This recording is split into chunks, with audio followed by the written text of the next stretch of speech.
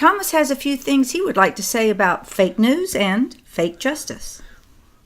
They're fake. It's all fake.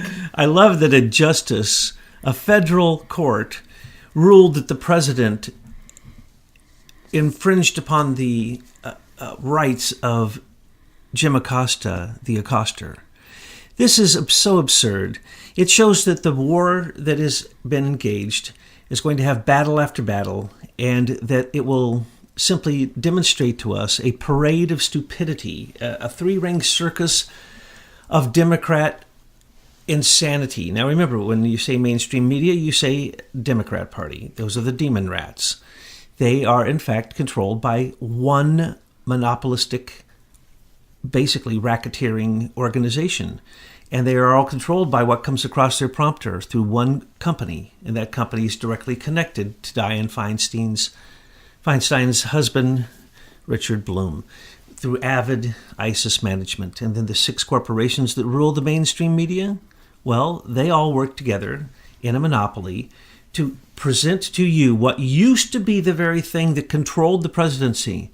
Literally, the press corps controlled the presidencies of the last 6 or 8 presidents. No, right? I'm going to disagree with you. I think it's all kabuki theater, because we know that the presidencies are controlled by these globalists. When you walk it right back, it's controlled by the Jesuits, and then the media is there just as a distraction. All these people do, they just get into a room and they're like little dogs nipping at the heels of Sarah Sanders, That's what they are. They're a huge distraction. Then you listen to them. People out in the audience don't, because they're smarter than that. But people in general listen to them, and they become so confused, or they don't even know the truth. And I see this a lot, Thomas, when people email me. They're very upset because they seem to be so alone in a community full of zombies who are not awake at all as to what is happening. I mean, they could watch their neighborhood being leveled like they are in California and go, oh, that was a wildfire. They'll turn on the TV and they'll believe the perception management that comes through a monopolistic racketeering organization that controls the perception management of the popularity of the president. That's my point. The press corps controls what used to control, and very well, the popularity of the president based upon the way they spoke to the president, the questions they asked the president, what they reported, whether what they reported was the good or the bad, whether they hid the bad, whether they brought out the good or bad of the Republicans or the opposition party. Remember, they can go both ways. These are anybody who's not a globalist. The globalists are the ones we're talking about. They control the Associated Press. They control Reuters Thompson, and basically that controls the news. And if you believe the news, then you're going to be controlled, and you're going to find that the presidency is nothing more than a Hollywood-produced Disney World production. But Trump has now turned it, because he's a master of the media, into a reality television show, including all Americans. And now we get to witness what a president goes through when they supposedly are given the office. Alexandria Ocasio-Cortez said, there's 3 chambers to the government, the executive, the House, and the Senate. And she should know she just got elected. She didn't have to take a test to become a member of Congress. She doesn't even know that she doesn't even know where she's at, what she's doing. It doesn't matter. They rig the elections. We have shown this conclusively, and the rigging goes on in the deepest part of cyberspace. It's not just what you see at the polling places of people multiple voting. There is deep corruption, and so we can expect to have more of these people, quote unquote, elected, because the globalists have got to get their people in place for the final takedown of America. Oh, yeah. And her good little buddies, the ones who still don't even know what their job is or what they're supposed to be doing there. And they're actually in their celebration the night that one of them got elected, she was dancing around with the Pakistani flag. Well, good luck, Nancy Pelosi. She's got to control all these young people. That's going to be a joke to see. Well, Pelosi's, I guess, in a bit of a fight. We thought that the gavel would be handed over to her. Sad that the minority was handed over to Kevin McCarthy. That's really sad, instead of Jim Jordan. But what we're going to see here now is the fake news and the fake justice. So what happens? The fake news gets insulted. One of the most insulting people I have ever seen on television that was claimed to be a journalist, Jim Acosta, is harassing the president. He told everyone one question. Jim had to get 5-6 questions in, and the questions weren't questions, they were insults.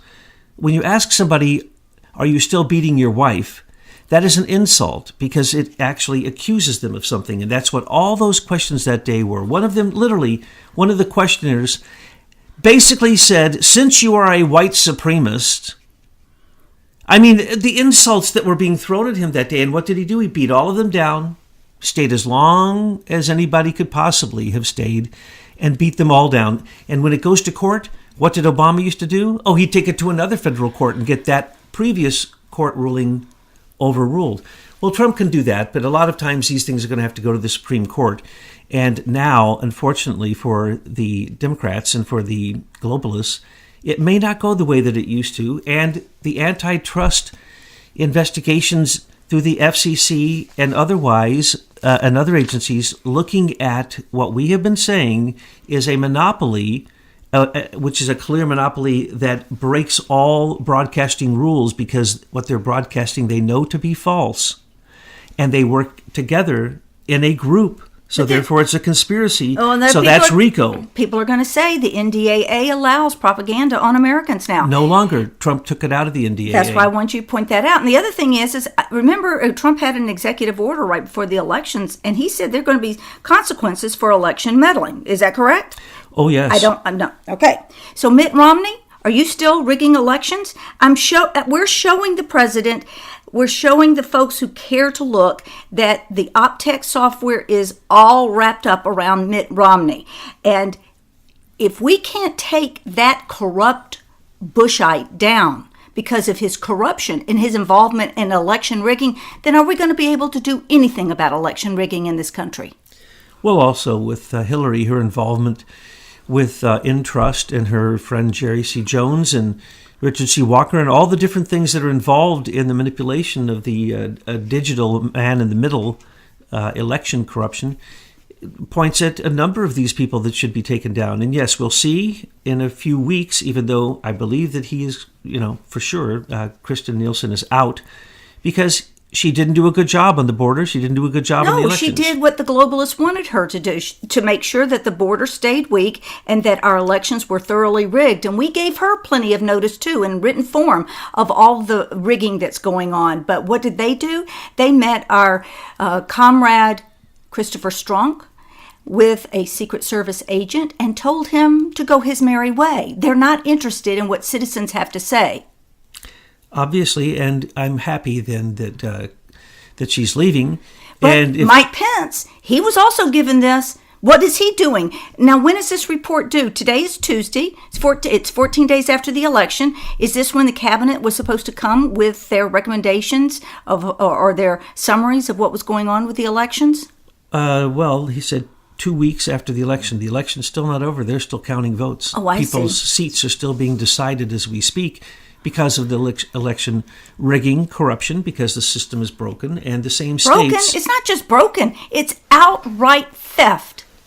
Well, what I mean by broken is that they can't even get some of the machines together. They can't get some of their polling together. They can't get the rules together. They don't check people's IDs. They're in states...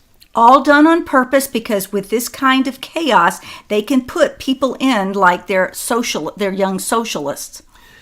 Well, we know that from the investigation Michael Pence did, Vice President Pence, that just from the reporting of 17 states, there was 3.5 to 5 million illegal aliens who cast votes in the 2016 presidential election. So we know, and we have the proof. Now, that's the federal government can know that.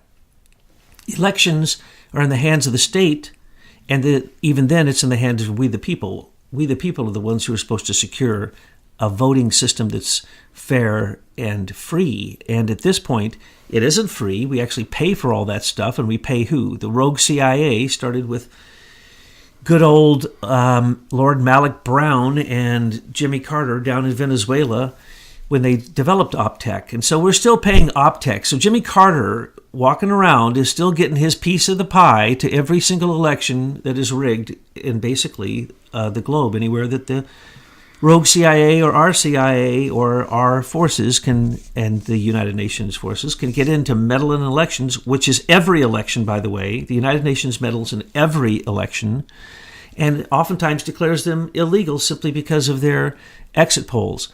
So what we're talking about here is you have federal appellate courts, federal courts that are making decisions that overrule the executive. Literally, the executive in the White House, trying to tell the White House what they can do.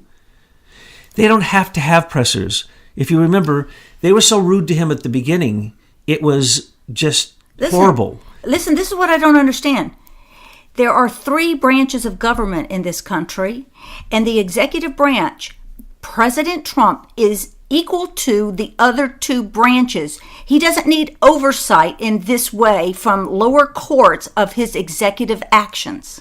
Correct. If the Supreme Court wants to challenge him, yes, that's okay. If the Congress and the Senate, whatever, want to challenge him through the he needs to run over these lower court judges like roadkill and move on. I think there need to be rules from the Supreme Court basically making all the federal lower court rulings really non-existent. I mean, you need to have those federal court judges take a basic civics course so that they understand the 3 branches of government. And while they're at it, how about letting all these Congress members do the same? Well, you see, the federal court system is set up to do what? Protect the feds. So what are they protecting? The IRS claims, federal claims, but claims over the states, or claims that they believe when there's problems between a state that a federal court can solve. That's all a bunch of nonsense. The federal agencies need to be basically mostly closed down and or have their jurisdictions limited and work within the parameters of the state. So if you have the Environmental Protection Agency, it should not be above state regulations. It should work within the state to implant good things from the federal government and to provide funds that are stolen from us through taxes. But I say there should be no IRS, so therefore you can throw out all the IRS claims through a federal court. Well, I just wanted to say that his battle with the fake news is also a battle with the fake justice system, which is not a justice system. Those people sitting in those positions are given higher ranks than we as citizens. No, the Constitution provides that does not happen. That there are no titles, there are no positions, there are no anything that make you, in fact, like a monarch in a higher status. The first estate, the second estate, that we're in the third estate. Of course, as the fourth estate, we're reporting on this. And we're telling you that the first estate, that's the Catholic Church and other churches. If they're caught in pedophilia, take away that estate, take away those rights, take away their right to not pay taxes and to basically run independently of even governmental rules, even law enforcement. Get rid of it. Second estate, the monarchy. No, that's the court systems, and that's the British monarchy, that's the Privy Council. Get rid of all of that. There doesn't need to be that. There's no such thing as a station above being a citizen. You do not have rights above a citizen. Like a corporation should not have citizen rights, should not have rights of a person, let alone the new rights of TPP that make corporations higher than nation states. It's an astounding world we're in, but these things are simple to solve once you understand their genesis. Okay, let's get going on the tweets. I'm going to read these 2 tweets together. They're related. Of course, we should have captured Osama Bin Laden long before we did. I pointed him out in my book just before the attack on the World Trade Center. President Clinton famously missed his shot. We paid Pakistan billions of dollars, and they never told us he was living there. Fools. We no longer pay Pakistan the billions because they would take our money and do nothing for us. Bin Laden being a prime example. Afghanistan being another. They were just one of many countries that take from the United States without giving anything in return. That's ending. Oh my, we only needed this one tweet today because it's such an honor to decode these tweets because, when you have a direct connection to the White House instead of just an imaginary connection to the White House, it is so rich and thick. So let's just break this down. Osama bin Laden was, in fact, put in place, and there are pictures of Donald Rumsfeld with his arm around Osama bin Laden. He was our man in Afghanistan to stop the Russian pipeline coming through Afghanistan. Okay? This is about oil. Who was Donald Rumsfeld? He was an oil man. Condoleezza Rice, oil. Cheney, oil. They were all oil. So if you look in the old days, the way that it used to work, now it's in the digital realm, but the oil was controlling everything, and they were killing people for the oil and all of that good stuff. So remember, when you say Osama bin Laden, you say Al-Qaeda, which means the base, and that was the base where the where the CIA, along with the rogue CIA mercenaries who used to be CIA and or other counterintelligence in America or the military, come to work as mercenaries. We've always supplied mercenaries to Osama bin Laden. Remember, who is Osama bin Laden's family? That would be King Saud of Saudi Arabia. And who were the Bush's best friends? King Saud. Where did Daddy Bush live after he was the president? In the palace of King Saud. So he knew and was hanging out with the relatives of Osama bin Laden, and the money going to him was coming from us. We supplied the money for Al-Qaeda to basically push back the Russians in Afghanistan. So when we say Osama bin Laden could have been caught, let's remember that we are the ones who provided the lookalikes. The CIA provided the 5 or 6 different Osama bin Laden lookalikes, and those filmings through Al Jazeera, where they were broadcast, were actually done in Pakistan. As a matter of fact, everybody should know this. I thought everybody did know this. Osama bin Laden was in a hospital down the street from where they shot one of his lookalikes in the end, and that's what Trump is talking about here, shooting Osama bin Laden. He's also pointing out that the man who says he shot him is a fake. Now, that's what you don't understand, and I'm not going to go into great detail in that. But let's just say that the SEAL team that supposedly shot Osama bin Laden in Pakistan and then brought his body back to a ship and dumped him in the ocean, which is against all Muslim rules of burial.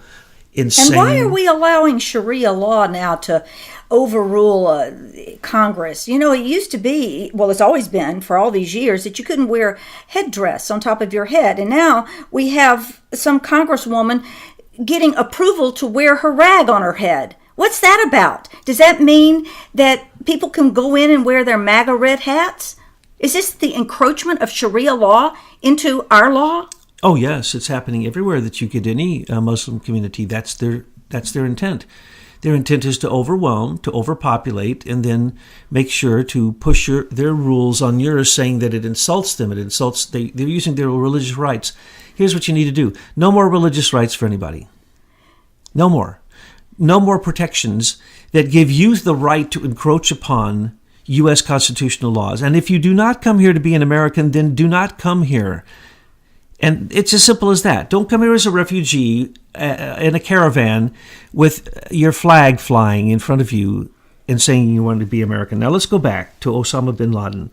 Pakistan was always in direct league with Osama bin Laden. Remember, Pakistan is where Barry Soetoro, Barack Obama, got where he became radicalized and got his training. It's where BCCI exists, which is the place that the rogue CIA at first used as one of their front banks, and that was the money behind Jimmy Carter. And also, remember, the BCCI money was behind OPTEC. It was behind the takeover of Venezuela. It was behind Lord Malik Brown in the manipulation of elections all over the world through these machines as well as the software that runs them. So when we're talking about Osama bin Laden, you're talking about the Bushes, Bush Sr. and Bush Jr.'s best friends. These are their best friends. These are the only people who got to fly out of America on a plane after 9/11 were the Osama bin Laden's relatives, who were here in America having a meeting with basically Bush, because remember that it was the Saud family, Osama bin Laden's relatives, who provided the money for the Bushes to do their oil failed drilling in, Texas, California, all over the Southwest. And so baby Bush got all of his money for his failed oil companies from Osama bin Laden's family. So we knew exactly where Osama bin Laden was at all times. He was a CIA agent. We trained him. The very books that they use were CIA manuals, and those are the ones that they claim are, those are the bomb-making books. And then they followed him to Somalia afterwards. And then they followed him when he went back to Pakistan. And he was in Pakistan because he had a kidney machine. There's one hospital down the street from where all the retired Pakistani generals all stay. And that is where the compound was that he was attacked. One of the most fortified places in the radical Islamic Muslim world is that compound. And right down the street from that compound is the hospital that we have always pointed out that Osama Bin Laden died in. Osama Bin Laden was on a kidney machine in the early days, even when you'd see the pictures of Donald Rumsfeld with his arm around him. Those pictures that we have of Osama Bin Laden's training camp, that what's called the base, Al-Qaeda, the base, the company, the platform, it actually is referred to as the list, or the list of those who were at that base that were being trained by the CIA. Who do you think filmed that? That was the CIA. All those films, those weren't made by Osama bin Laden. Those were made by us. And what's really funny is that the people that they try to accuse of 9/11, they demonstrate by showing those films and saying, oh, here are those people, 3 or 4 of them, with Osama bin Laden in Afghanistan as warfighters. Later, they gave them, through the palace of King Saud, through James Baker's expedited visa office that was put in the palace of King Saud, I think over a dozen of the 17 perpetrators, or however many you want to add to the group that they accuse of being the 9/11 perpetrators, the majority of them had come directly through there. And who was it that helped set that up? That would be John Brennan. So John Brennan was one. He actually signed off on, I believe, 12 of the people that they say were the radical Islamic fascists coming out of, Saudi Arabia and the palace of King Saud through John Brennan and through James Baker, which is directly through the Bush family. So when we're talking about Osama bin Laden, I get a little bit heated under the collar because we knew where he was all along. And if we would have simply said Pakistan is our enemy and BCCI should be closed, we would have never had Jimmy Carter setting up OPTEC. And the ISI, which is the Pakistani intelligence agency, that's who provided us with Imran Awan through a lottery, immigration draw, supposedly, and then the largest espionage, Pakistani espionage, shared, of course, with the Mossad and the Unit 8200 and Talpiad and the whole group, China and everybody else. But we had the Pakistanis right here in our own Congress, in Podesta's emails, in Hillary's emails, in Pelosi's DCCC, in the DC leaks, in Guccifer 2.0. That's all Imran Awan. That's all Pakistani. So, Mr. President, thank you for no longer giving them the money that Obama did to make sure that they would have plenty of money to continue these type of operations I'm describing. Well, that's a very lovely explanation. And, here's the bottom line. Bin Laden was used as the boogeyman. And you've got Rumsfeld, Bush, Cheney, Mueller, Brennan, everyone you just named. They committed these atrocities against Americans on American soil. They planned and they implemented 9/11. Then they used the Bin Laden boogeyman to go out and have more of our men and women be killed on the Afghanistan field. It is directly responsible. It goes right back to Rumsfeld, Bush, Cheney, Mueller, and Brennan. The same thugs we see running interference for President Trump to make America great again. These are criminals, Thomas. These are criminals against Americans. They killed Americans. They were instrumental in more Americans being killed, and more than that, they killed our Constitution by rolling out their Patriot Act and their Homeland Security full with uniform and badges to make sure that free travel and speech and movement in the United States is forever curtailed. And you want to know who it is? Why haven't we arrested Donald Rumsfeld, George Bush, Dick Cheney, Bob Mueller, and John Brennan? These, Thomas, are the enemies of the United States, and they are the enemies of the world. They are mass murderers. Mass murderers. Stalin and Hitler and all these others we can buy. But we can't even look at the face of who claims to be American, who killed Americans here in our country, around the world, and continues their killing today, even to the point where we see their pal Hillary has the keys to the internet, and their plan is to take us all down through this digital tyranny. And Americans, you better wake up. Now, people ask me all the time, Betsy, what do we do? What do we do? They're so organized and we're not. Well, we are organized if you look within yourself. Find the capacities and the skills and the talents, the time, the resources that you have, and make your voice heard. Go out into your circle of influence and do what you can to educate and enlighten others.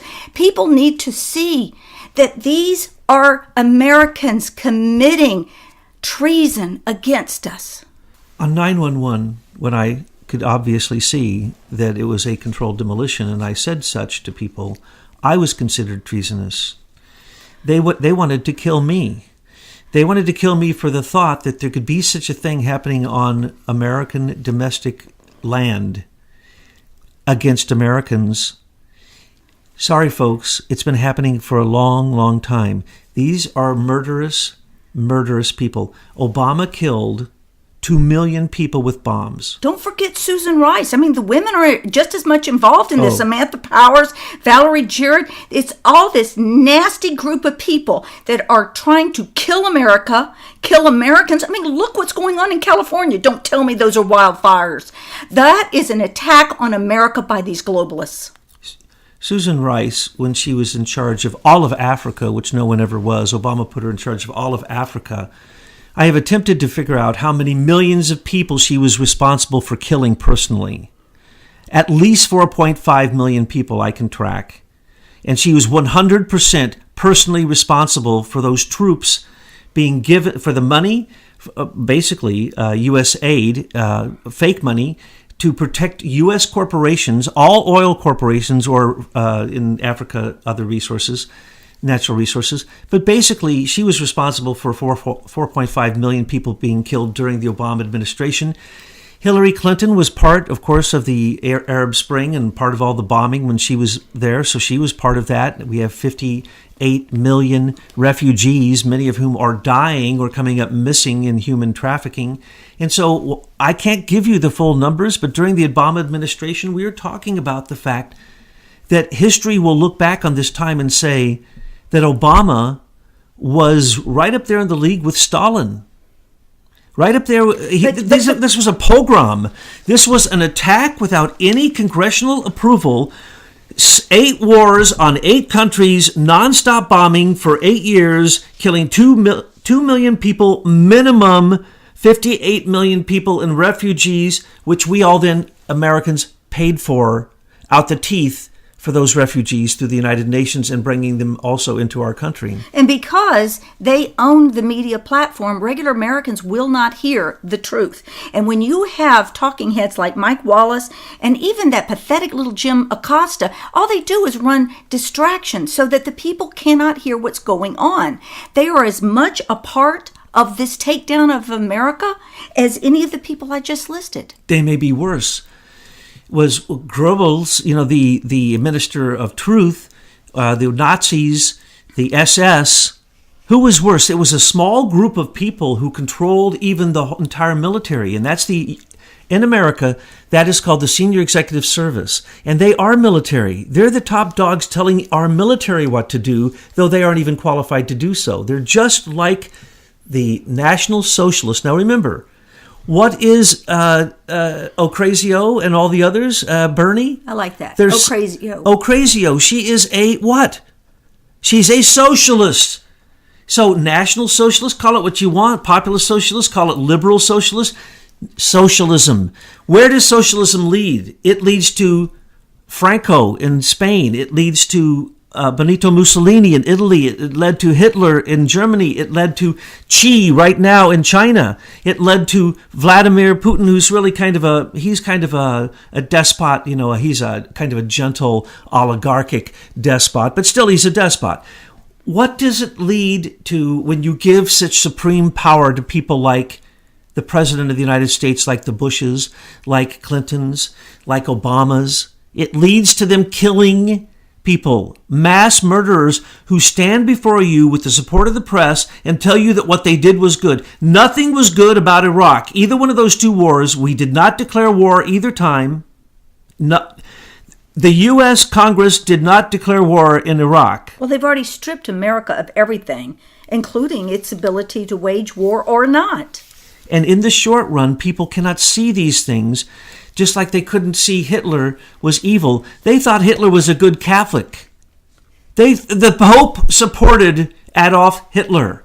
The people of Germany supported out. When the concentration camps' stench of burning flesh was coming into their neighborhood, they didn't ask any questions. And I'm afraid that America, a good half of America, is listening to the television, being subliminally controlled and other devices, and that they are so asleep that if they hear the things that we're saying, which are simple realities, and we're not even blowing it out of proportion, we're not getting into the specific details of the Brady Dunham stocks that were used to bring down Russia that was also part of 9/11. We're not getting into any of the many details.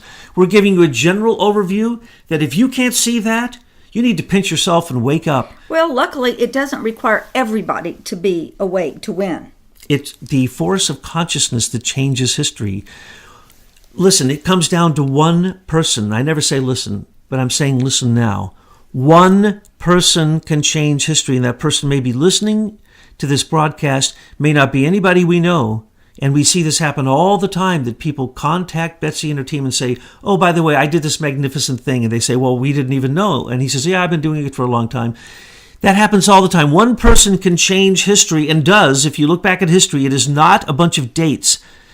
They are individual biographies where at one moment, someone's biography became so exceptional that history used them as a lever to change, as a turning point in history. And that's what we're suggesting is happening with Trump. It can happen with any listener that we're speaking to today. But here's the thing. When you say that, then a person could sit back and be waiting for the Savior to come. And what I've always said, there is no plan.